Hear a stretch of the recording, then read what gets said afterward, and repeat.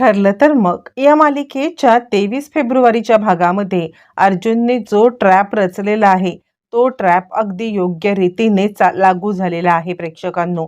अर्जुनने जे काही प्लॅनिंग केलेलं होतं त्या प्लॅनिंगनुसार महिपत अडकलाय. प्रियाचं आणि नागराजचा कच्चा चिठ्ठा खोलला गेलाय. इकडे आता अर्जुन तोच विचार करतोय की महिपतला तर डील दिले, पण आता तो या सगळ्यामध्ये नक्की याचा विचार करेल का? आणि त्याला तीच घटना सतत आठवत आहे की महिपतला तो बोललेला, पण त्याला अजूनही विश्वास वाटत नाही की महिपत हे सगळं बोलेल की नाही. त्यानंतर मग आता सायली आलेली आहे आणि ती सायली म्हणते, काय हो कसला विचार करताय? त्यावरती अर्जुन चपापतो आणि काही नाही, काही नाही, फार काही नाहीये, कसला विचार करत नाहीये बायको, असं म्हणायला लागतो. त्यावरती सायली म्हणते, इतके का घाबरलात? असं काय झालंय? आणि हां, अहो तुम्हाला माहिती आहे का, मला ना स्वप्न पडलं. यावरती मग आता लगेचच इकडे सांगायला लागते अर्जुन, अरे बापरे, स्वप्न पडलं? आणि त्यानंतर मग आता लगेचच ती म्हणते, हो, मला स्वप्न पडलं की आता तुम्ही माझ्याशी काहीतरी खोटं बोललात आणि मी तुमच्याशी भांडले आहे आणि आता भांडून मी ना घर सोडून निघाले होते.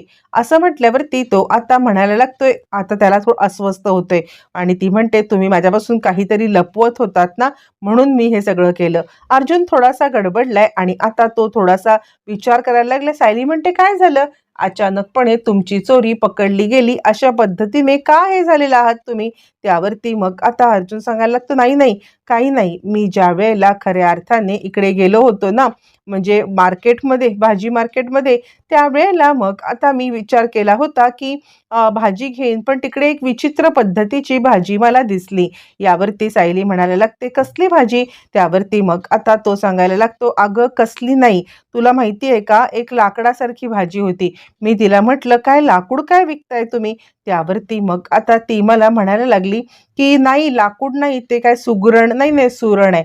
सायली म्हणते, अच्छा, हा प्रकार घडला तर तुमच्यासोबत? यावरती आता तो म्हणायला लागतो, हो अगं, हाच प्रकार घडला. असं म्हटल्यावरती मग आता सायली म्हणायला लागते, मी आता हे खाली जाऊन सगळ्यांना सांगणार आहे. आणि म्हणून आता ती खाली सगळ्यांना हे सांगण्यासाठी येते आणि त्याच वेळेला मग आता दोघांची मारामारी, लपाछपी चालले. पूर्णाजी म्हणते, काय लहान मुलांच्या वरती करताय तुम्ही?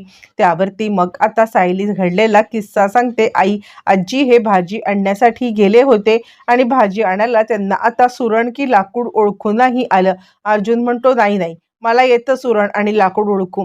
त्यावरती सायली म्हणते, ठीक आहे, मग तुम्ही डोळे बंद करा, मी आता आणते त्या गोष्टी काय आहेत ते तुम्ही ओळखून दाखवा. असं ज्या वेळेला सायली आता म्हणत आहे त्यावेळेला अर्जुन म्हणतो, काय करणार काय आहेस तू?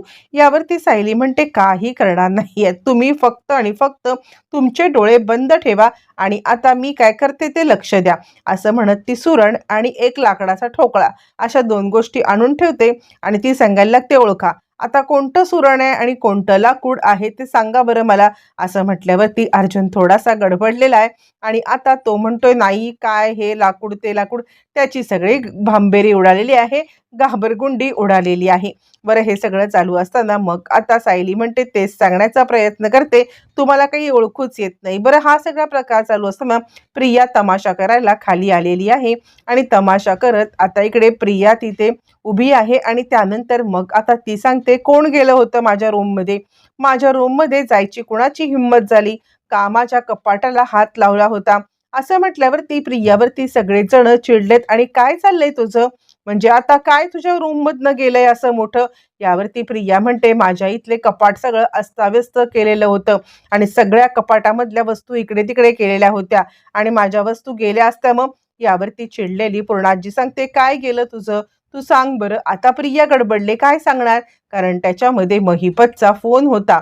ही गोष्ट मात्र आता ती कुणाला सांगू पण शकत नाहीये आणि कुणाला बोलू सुद्धा शकत नाहीये, अशी तिची विचित्र अवस्था झालेली आहे. आणि तिला स्वतःला माहिती आहे की आपण कशासाठी चिडलोय, आपल्याला तो फोन हवे आहे आणि तो फोन हवा आहे किंवा तो महिपतचा फोन आपल्याकडे आहे हे बोलून सुद्धा चालणार नाहीये. म्हणून ती टोटली घाबरलेली आहे आणि काही नाही गेलं, काही नाहीये, पण जाऊ शकलं असतं ना. यावरती आता रविराज चिडतात आणि मग नाही काही गोष्टी केल्यात, मग कोणत्या बेसवरती तू म्हणत आहेस की तुझ्या रूममध्ये कोणी आलं होतं का? यावरती लगेचच ती सांगायला लागते, माझ्या रूममधलं काही जायलाच पाहिजे कशाला? तुम्ही माझ्या रूममध्ये का कोणी आलं होतं? कोण आलं होतं? मला आता खरं खरं सांगा, कोण माझ्या रूममध्ये आलं होतं? यावरती सायली म्हणते तुझ्या रूममध्ये कोणीही आलं नव्हतं. तुझ्याच हलगर्जीपणाचा हा असणार आहे नतीजा. कारण त्या दिवशी सुद्धा आता बघितलंस ना, ज्या वेळेला आता तू अस्मिताबाईंवरती हल्ला झाला, त्यावेळेला सुद्धा आता तू दार उघडं ठेवलं होतंस. म्हणजे तुझ्याच आता या हलगर्जीपणामुळे आता इकडे हे झालं असेल ना, ते उघडं राहिलं असेल दार. तसंच तुझ्या हलगर्जीपणामुळे कपाट अस्ताव्यस्त होतं. यावरती मग अश्विन म्हणायला लागतो, "काय? काय बोलतेस तू? म्हणजे तुला असं म्हणायचंय का, की हल्ला करणारी व्यक्ती परत आली असेल?" यावरती मग आता सायली सांगायला लागते, "मी तसं नाही म्हणत आहे." प्रिया म्हणते, "नाही, नाही अश्विन, असं काही नाही होणार आहे. हल्ला करणारी व्यक्ती आणि माझ्या ह्याचा काही संबंध नाहीये. ती वेगळी होती आणि आता हे वेगळं आहे." सगळ्यांना प्रश्न पडतो, की ही इतक्या कॉन्फिडेंटली कसं काय बोलतीये? आणि त्यावरती मग आता लगेचच अश्विन म्हणतो, "अगं जाऊ दे ना, सोडून दे." यावरती मग आता इकडे ती सांगायला लागते, "नाही. का मला माझी काही प्रायव्हसी नाही आहे का? आणि आता काही झालं तरी सुद्धा मला हे चालणार नाहीये, की कुणीतरी माझ्या आता खोलीमध्ये आलेलं." त्यावरती अश्विन म्हणतो, "हो, मी सुद्धा ती रूम पाहिली. रूम अस्ताव्यस्त होती आणि कपाटसुद्धा अस्ताव्यस्त होतं." त्यावरती मग आता कल्पना म्हणते, "पण कधी तुझ्या बायकोचं कपाट आटपलेलं असतं रे? नेहमीच तुझ्या बायकोचं कपाट हे अस्ताव्यस्तच असतं आणि कधीही वस्तू इकडे-तिकडे पसरलेल्या असतात." यावरती तो म्हणतो, "हे बघ, पण आमच्या रूममध्ये कुणीही येणं हे चुकीचंच आहे ना." त्यावरती रविराज चिडतात आणि चिडलेले रविराज मात्र आता सांगायला लागतात, की "खरं सांगू का, तर अश्विन, तू हिच्यावरती विश्वास ठेवतोस ना, ही चुकीची गोष्ट आहे. मुळातच तन्वी जेव्हा तोंड उघडते तेव्हा नेहमी खोटंच बोलते. या गोष्टीवरती माझा 100% विश्वास आहे. ती बोलते त्याच्यावरती माझा कधीच विश्वास बसणार नाहीये. इतकी ती खोटारडी मुलगी आहे." असं रविराजांनी आता इकडे ठामपणे सांगितल्यावरती प्रिया आता चिडलेली आहे आणि प्रिया आता म्हणत आहे, "काय बोलताय काय तुम्ही? म्हणजे प्रत्येक वेळेला माझ्यावरतीच असा आळ घेतात आणि माझ्यावरतीच बोललं जातंय. ते काही नाहीये." असं म्हणत प्रिया आता चांगली चिडलेली आहे. त्यावरती मग आता अश्विन म्हणतो, "चल तन्वी, तसंही इथे तुझ्या बोलण्यावरती कुणीही विश्वास ठेवणार नाहीये किंवा तुला या सगळ्यामध्ये कुणीही हे करणार नाहीये. आपण आपल्या रूममध्ये निघून जाऊया." असं म्हणत आता इकडे अश्विन तिला आपल्या रूममध्ये घेऊन जातो आणि त्यानंतर इकडे सगळेजण चिडलेत. रविराज म्हणतात, "कधी? कधी मुलगी ही सुधारणार आहे? मला तर खरंच काही कळत नाहीये, की ह्या मुलीचं चाललंय तरी काय? का ही मुलगी सुधारत नाहीये?" असं म्हटल्यावरती प्रताप म्हणतो, "हे बघ, तिला इग्नोर करण्याचं आम्ही सगळ्यांनी ठरवलेलं आहे आणि आम्ही सगळेजण तिला इग्नोर करतो. तू पण तेच कर. तू सुद्धा तिला इग्नोर कर, सोडून दे तिला." पण रविराज चिडलेत, ते रूममध्ये निघून गेलेत. इकडे अर्जुन सायली दोघं जण बोलतायत आणि त्यावेळेला सायली आता अर्जुनला सांगत आहे, की खरं तर महिपतचा मोबाईल आपल्याला सापडलाय. ही गोष्ट आता इकडे प्रियाला बहुतेक समजलेली आहे. म्हणूनच तिने आता इतका मोठा ड्रामा केला. अर्जुन म्हणतो, "100% सगळ्यांच्या समोर ती बोलू शकत नव्हती, की तिच्याकडे महिपतचा मोबाईल आहे आणि तो चोरीला गेलेला आहे. म्हणूनच तिचा हा त्रागा चालला होता." यावरती आता इकडे अर्जुनच्या डोक्यामध्ये मात्र कसं उद्या महिपतला हँडल करायचं हेच आहे. इकडे रूममध्ये आल्यावरती अश्विन म्हणतो, "तन्वी, इतका तमाशा करण्याची गरज होती का? तुझी जर काहीच वस्तू गेली, जर तुझी कोणतीच गोष्ट गेलेलीच नव्हती, तर तुला इतका गोंधळ का घातलास?" यावरती आता इकडे प्रिया गडबडते. या मूर्खाला कसं सांगू, की आता हे सगळं सगळं माझ्या कोणत्या गोष्टीसाठी मी करत आहे ती. आणि ती आता लगेचच बोलायला लागते, की "अश्विन, तुला कळतंय का? ही प्रश्न आहे तो म्हणजे माझी वस्तू जाण्याचा नाहीये. इथे मी ह्या घरची सून आहे. मला जरा तरी या घरामध्ये मानपान आहे की नाही? आणि तुला कसं काही वाटत नाहीये, की आता माझ्या माझ्या रूममध्ये येऊन कुणीतरी माझी झडती घेतंय? ही गोष्ट किती लाजिरवाणी आहे."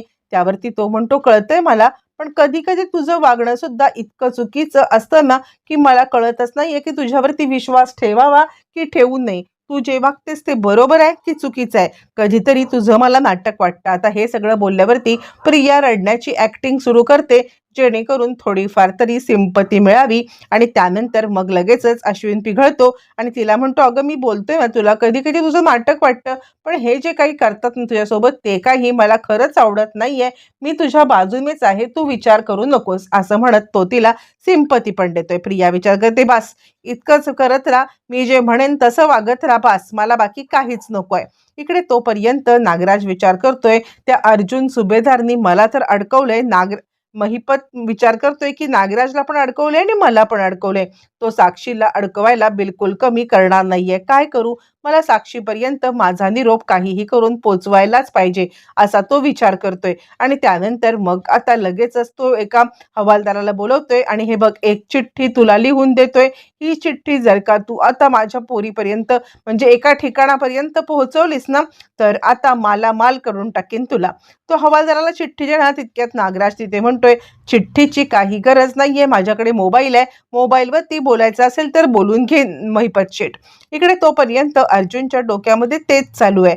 सारखं सारखं तो तोच विचार करत आहे की आता काय झालं असेल, किंवा आता महिपतने माझी डील खरंच मान्य केली असेल का, हा विचार त्याच्या डोक्यामध्ये सतत चालू आहे. आणि सायली विचार करते, अर्जुन सर कसला तरी विचार करतायत. आणि आता अर्जुनच्या डोक्यामध्ये तेच चालू आहे, महिपतने मान्य केलं असेल का, नसेल का. आणि त्याच वेळेला मग आता तो विचार करतोय की नाही नाही, मला आता चैतन्याला बोललंच पाहिजे. आणि तो चैतन्याला फोन करतोय आणि तो चैतन्याला सांगतोय, काहीही झालं तरी कोणत्याही परिस्थितीमध्ये सायलीला समजलंच नाही पाहिजे की आता आपण महिपत सोबत काय डील करतोय ते. आणि साक्षी जिवंत आहे हे सत्य आपल्याला समजलेलं आहे, ते सत्य सुद्धा अजिबात सांगायचं नाहीये.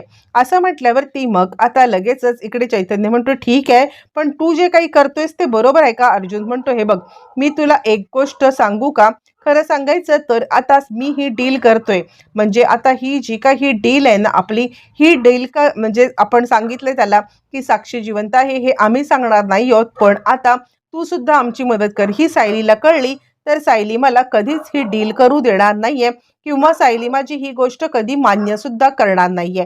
म्हणूनच मला असं वाटतंय की मी सायलीला काही सांगणार नाही. ती या सगळ्यापासून मला आता थांबवेल आणि मला थांबायचं नाहीये. काहीही झालं तरी नागराजला शिक्षा ही मिळालीच पाहिजे, त्याचा आता पर्दाफाश हा झालाच पाहिजे. यावरती अश्विन इकडे आता चैतन्य सांगायला लागतो, तू काही माझ्या बाजूने काही चिंता करू नकोस, मी कोणत्याही पद्धतीमध्ये तुझी गोष्ट कुणाला सांगणार नाहीये. बरं, आता हे फोनवरती बोलत असताना सायली कधी मागे येऊन उभी राहिली, अर्जुनला काही कळलं नाही आणि ती आता विचारते, काय चाललंय काय तुमचं. यावरती अर्जुन थोडासा गडबडलाय आणि तो सांगायला लागतो, नाही काही नाही. सायली म्हणते, नाही तुमचं काही लक्ष नाहीये म्हणून. पण सायलीने काही ऐकलं नाहीये याच गोष्टीची आता मात्र अर्जुनला जरा बरं वाटतं. त्यानंतर मग आता इकडे अस्मिता आलेली आहे आणि ती म्हणते, सायली गरमागरम चहा ठेवलास का, मला पण पटकन चहा दे. त्यावरती सायली सांगायला लागते, अस्मिताबाई तुम्हाला चहा तर देते मी, पण आता तुमचे ते दातांचं काय, म्हणजे दातांना तुमच्या ते झिंझिण्या येतात ना, यावरती ती सांगते, नाही आत्ताच्या आत्ता मला तू दे, कारण ना आत्ता माझ्या दातांना झिंझिण्या येणार नाही आहेत, मी सेन्सोडाईन आणले. आणि थोडक्यात सेन्सोडाईनची ही ॲड शूट चालू आहे. तोपर्यंत इकडे आता सचिन आहे आणि सचिन विचार करतोय सकाळी उठल्या उठल्या की साक्षी म्हणजे ही कुठे, सॅम कुठे गेले. आणि तो इकडे तिकडे पाहतोय, पण त्याला सॅम कुठे दिसत नाहीये. आणि तो फोन लावतोय, फोन लावला तरी तिचा फोन आउट ऑफ येतोय. आणि फोन आउट ऑफ आल्यामुळे तो थोडासा हादरलाय, ही गेली तरी कुठे, मला काही न सांगता अचानकपणे हिचं जाण्याचं प्लॅनिंग तरी कसं ठरलं. आणि त्याच वेळेला त्याला आठवतं की आदल्या रात्री तिने आता किती मोठा तमाशा केला होता आणि किती मोठा आता गोंधळ घातला होता. हे आठवल्यावर तो थोडासा गडबडलाय, नक्की आता ही कुठे गेली असेल, नक्की हिचं काय चालू असेल, त्याला काही कळायला मार्ग नाहीये. आणि त्याचमुळे तो आता विचार करतोय, फोन करतोय, सारखा फोन करतोय, पण फोन काही लागत नाहीये. आणि म्हणूनच तो थोडासा गडबडलाय. बरं, आता गडबडल्यावरती मग आता इकडे पुढचा आपल्याला सीन दाखवला जातो, तो म्हणजे कोर्टाचा. कोर्टामध्ये आता इकडे आलेला आहे नागराज आता मुद्दाम अर्जुनला सांगतोय, का बाबा, का तू का माझ्या मागे लागलायस, मी असं काय बिघडवलंय. यावरती तुझं काय बिघडवलंय, तू मला का हे करतोयस. यावरती अर्जुन म्हणतो, तू माझं काही बिघडवलं नाहीयेस, पण तुझ्या भावाचं आणि वहिनीचं जे काही बिघडवलंयस ना, त्यामुळे आता तुला सोडणार नाहीये. यावरती तो म्हणतो, हे बघ, मी खरंच काही केलेलं नाहीये. नागराज सुद्धा भोळेपणाचा आव आणतोय आणि आपण निर्दोष आहोत असं कितीही बोलण्याचा प्रयत्न करत असला तरी अर्जुन मात्र त्याला काही सोडायला तयार नाहीये. इकडे तोपर्यंत महिपत पण आलेला आहे आणि त्यानंतर आता इकडे महिपत आल्यावरती अर्जुनने त्याच्याकडे आपला मोर्चा वळवलाय. आणि त्यानंतर मग आता इकडे सायलीला तो बाजूला राहायला सांगतोय आणि महिपतकडे आलाय. तोपर्यंत रविराज आणि बाकी सगळेजण आलेले आहेत. महिपतकडे आल्यावरती अर्जुन त्याला म्हणतोय, काय काय ठरवलंयस, काय तू ठरलं का तुझं काही ते, म्हणजे आता बघा आतमध्ये गेल्यावर ते तुला विचार करायला वेळ मिळणार नाहीये, म्हणून तुला आधीच बोलतोय. असं म्हणत तो साक्षीच्या जे फोटो काढलेले आहेत तो फोटो आता त्याच्या समोर धरतोय आणि महिपत गडबडलाय. म्हणजे आता काय नक्की ह्याने जर का फोटो दाखवले तर आपल्या पोरीचं सत्य समोर येईल आणि पुन्हा तिला जेलात यावं लागेल. हा विचार तो करतोय, पण नागराजच्या विरुद्ध साक्ष देणं तेही त्याला अजून काही पटत नाहीये. मग त्यानंतर अर्जुन त्याला सांगतोय की लवकरात लवकर काय ते ठरव आणि चैतन्याला तिकडे तो पहारा द्यायला सांगतोय. चैतन्याला सांगतोय की तू ह्याच्यावरती लक्ष ठेव. तोपर्यंत हे सगळं चालू असताना कोर्टामध्ये अर्जुन त्याला म्हणतोय, महिपत शिकरे, तुम्हाला सांगायचंय का काही? तुम्हाला बोलायचंय का? की आता नक्की काय त्या दिवशी तुम्हाला कुणी सुपारी दिली होती? तो सांगतोय, हो हो हो, मीच तो अपघात घडवून आणला. यावरती अर्जुन म्हणतो, अपघात कुणी घडवून आणला हे आम्हाला नको आहे. आम्हाला खरं तर तुला सुपारी कुणी दिली हे पाहिजे. असं म्हटल्यावरती मग आता तो काही बोलत नाहीये.